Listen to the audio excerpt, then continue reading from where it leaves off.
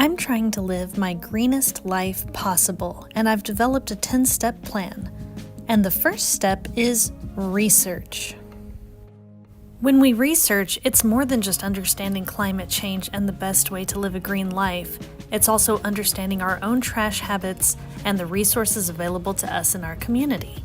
Let's get started. So I've had a bunch of people ask me why I continue to pursue green living, even though I know any small change I make is probably not going to make that big of a difference or affect climate change in any kind of way. And there's a bunch of reasons why. So join me on this journey of why I continue to try to live my greenest life possible, even though I know I won't make that big of a difference.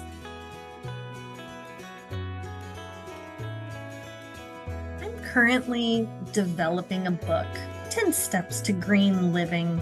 And in this book, I'm going to go through all the ways a person can live their greenest life possible. I've got 10 R's, each R covering different ways to live a greener life. And someone said to me, do you really think taking shorter showers and using metal straws and trying to use less plastic bags is going to make that big of a difference or going to affect climate change or reduce your carbon footprint? And I said, as an individual, probably not.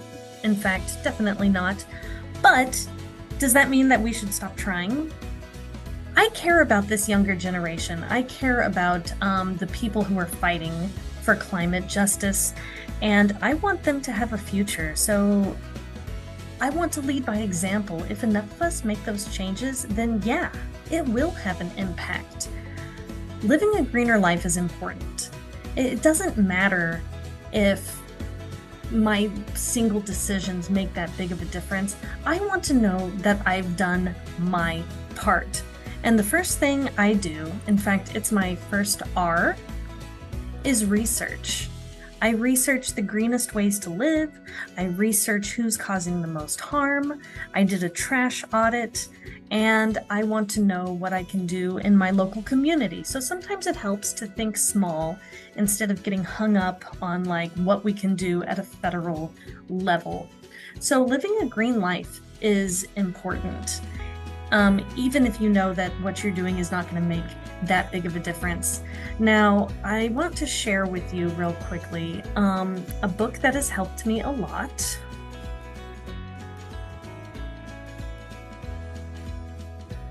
And it's this book right here. It's called How to Prepare for Climate Change by David Pogue.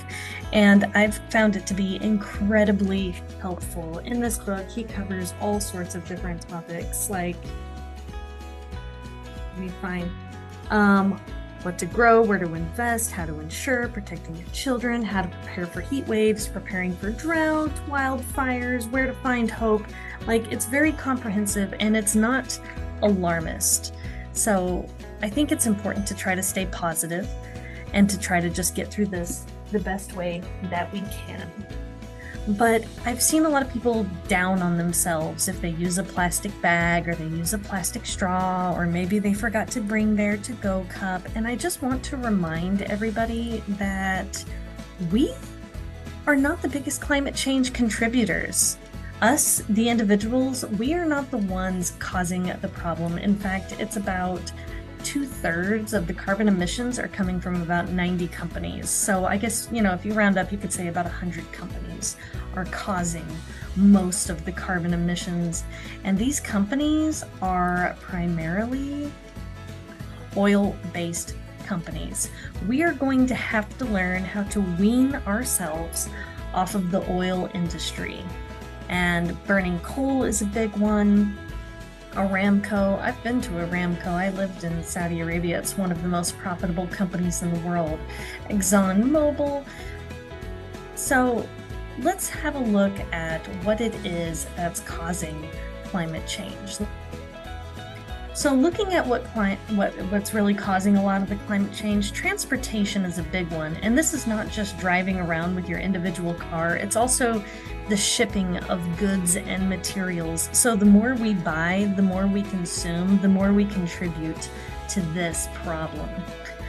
The way we use our electricity Industry is a big one. So again, our consumption, commercial and residential use, and agriculture. So eating less meat can have a significant impact on climate change. Now, why do I care? Why am I trying? Well, there's a lot of reasons. My main one is that I care, like I said, I care about this younger generation. So even if I'm not making a big change by switching to metal straws or trying not to use plastic bags or using my bike more instead of driving a car, I do believe in change, and I believe that if enough people try to make those changes, we can have a serious impact. So I'd like to know, what changes have you made, and what do you think has the most significant impact on reducing our carbon footprint and living a greener life? Feel free to share them. Don't give up hope. Don't become discouraged. And don't listen to the naysayers that say that we can't make a difference.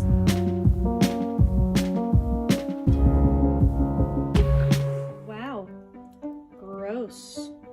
Doing a trash audit and figuring out what you're throwing away is a great step in living a greener life, because some items can be composted, some items can be recycled, and some items, well, they're just gonna have to go in the regular trash until we come up with a better system. So let's see what I've got. I started a little compost bin, which I've got right here, and you might not know this, but did you know dog hair can go in the compost bin, and also fingernail clippings, anything biodegradable that breaks down? Look at all that dog hair. Why do you shed so much? Huh? Why do you shed so much? It's a little nasty, but believe it or not, this stuff actually breaks down and is great for the compost. Cans, jugs, and bottles, that sort of thing, those can be recycled. On occasion, they end up in my regular trash. But because I have recycling, those are going to go in the recycling bin. I'm pretty sure this can be recycled. I'm going to have to review all of the rules about what can and cannot go in the recycling bin. Unfortunately, to-go boxes cannot go in the recycling bin, which is why I've started bringing Tupperware with me to restaurants. Plastic, this was from toilet paper, soy sauce. Chip bags cannot be recycled, but I'm gonna start saving them so that I can use them for fun, nifty projects. Oh, we got some carrots in here. Those can be composted.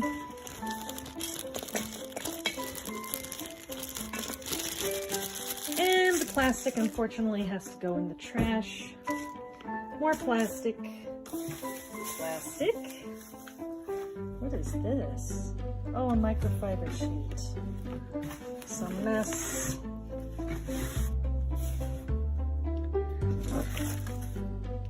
Unfortunately, fast food, wrappers, plastic, that sort of thing.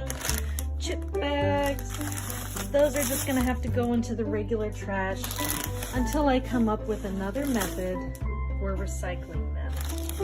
So most of this has to go in the regular trash. I'm trying to eat less fast food. Now, as for this peanut can, I don't know if this can be recycled or not, but these actually come in very handy and they can be used again. I go through a lot of eggs, and fortunately for me, I've got a friend who has chickens, and so she can actually use these. So I'm just gonna bag them up and give them to her.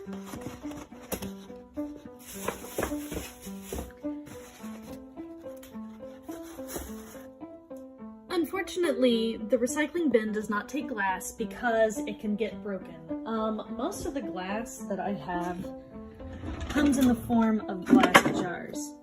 And I save these jars because they actually make for really good food holders. And anytime I give someone food, I put it in the jar and I just tell them to keep the jar. As you can see, I have a nice little collection going. I'm probably going to cancel my recycling service and just start taking everything to the recycling center by myself. Especially the cans, because you can actually make money if you bring in enough scrap metal. I produce a lot of cardboard waste. I've noticed a lot of things come in cardboard. I tend to burn it because I like to have bonfires, but this isn't the best thing to do with cardboard. It's actually better to recycle it. So here I've got some bigger boxes, and I tend to save those because they come in handy. You wouldn't believe how many times I've had a friend say, "Hey, I'm moving and I need boxes," and I'm like, "No problem, I've got you." So if I compost those things that can break down in my compost bin, which I have out back, that covers all of the food scraps, paper towels, tissues, and other items that break down. It's best to avoid meat and grease and things that are gonna stink and attract pests.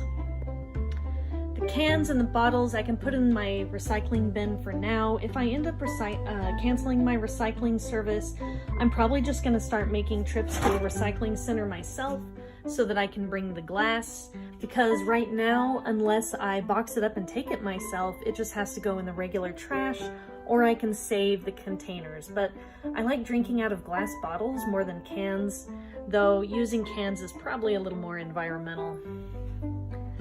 Like I said, I've been burning the paper and the cardboard. Probably not the best method. If you're going to recycle paper, make sure you don't have any of your personal information on there. Also, you can't shred it and bring it to the recycling. So currently, what I've got in my trash can here is just mostly plastic waste, because we haven't found a good solution to recycling plastic. And that's a goal of mine in the future, is to come up with a good method for recycling, and maybe if I get good enough at it, I can cancel my trash service altogether. So wish me luck.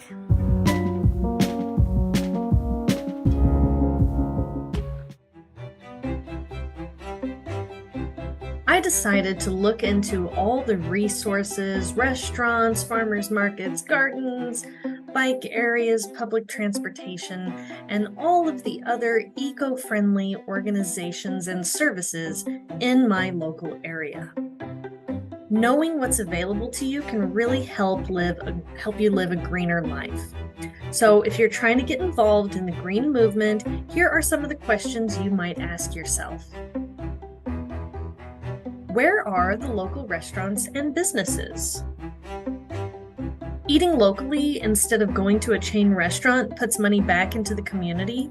You support small businesses, and oftentimes these smaller restaurants will have more sustainable practices. So I looked up local businesses in my area and the local restaurants in my area, and there are so many different options, and some of them are just absolutely delicious. So when possible, I try to skip the big chain restaurants and eat and shop local instead.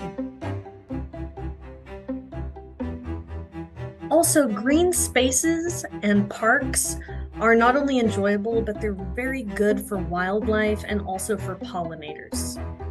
You can find a list of parks in your area, and you can also look for opportunities to volunteer or help out with these local green areas.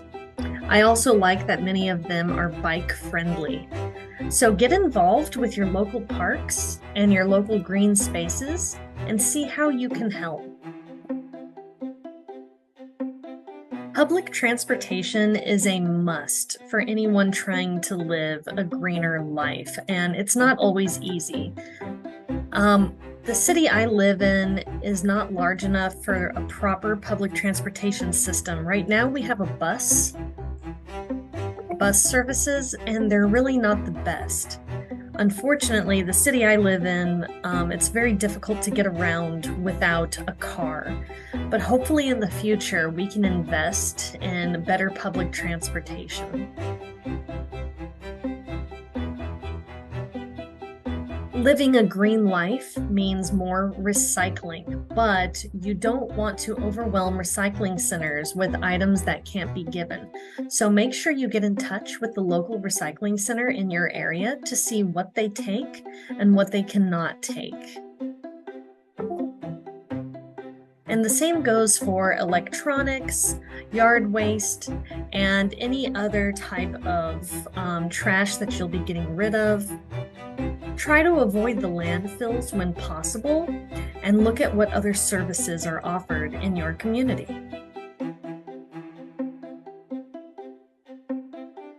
I'm always advocating for resale shopping, flea marketing, antique shopping, not just because you can find very unique items for a good price, but also because choosing to shop resale instead of buying new products is a very eco-friendly activity.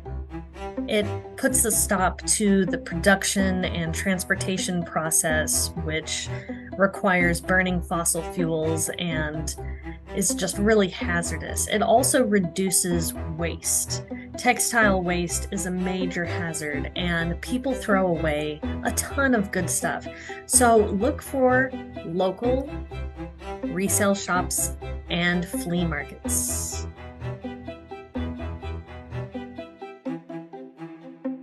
I have a list of thrift stores in my area, and they do wonderful things for the community, and you can usually find something really nice there too.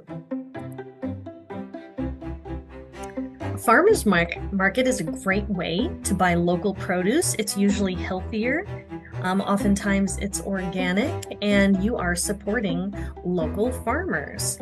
So I always try to shop at the farmers markets whenever they're in season, or look for local produce at the grocery stores. You can find a lot of other organizations that are trying to fight climate change and promote green living. Remember, we're not alone in our fight for a more eco-friendly existence. There are plenty of other people trying to live their greenest life possible too. So get involved. Talk to people in your community who are also trying to live a greener life, and support the local businesses that try to reduce single-use waste and promote local communities. And finally, keep up to date on any green initiatives in your area. Oftentimes, there are different issues on the ballot that can be voted on, or there are volunteer opportunities. So understanding your community, knowing what resources are available to you, shopping local, and supporting the small businesses instead of large chains are just some of the ways that you can live a greener life and support your community at the same time. Thanks for watching.